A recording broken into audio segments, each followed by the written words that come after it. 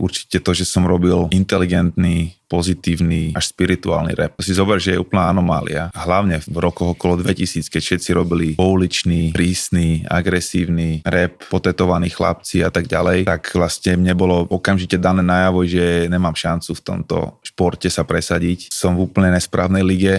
Veľa ľudí mi hovorilo, že nikdy nebudem naozaj relevantný a už vôbec nie, že elitný reper, pretože nemám rozvedených rodičov, nej som z chudobnej rodiny, nej som z geta, kde sa vlastne predávajú drogy. Pritom som žil akože v najväčšom sídlisku Petržalke a tam to bolo dosť divoké a tvrdé. Ale bol som z dobrej rodiny, bol som pozitívny chalan, bol som inšpirovaný spiritualitou a mal inteligentné veci, čo nešlo úplne dokopy s tým mindsetom, ktorý vtedy existoval. Takže som trochu bol taká čierna ovca, alebo respektíve biela ovca rapovej rodiny. To som si skôr pretavil na svoju výhodu a vlastne svoj rukopis a to, čo ma odlišuje nelen kvantitatívne, ale úplne že kvalitatívne od zvyšku kolegov.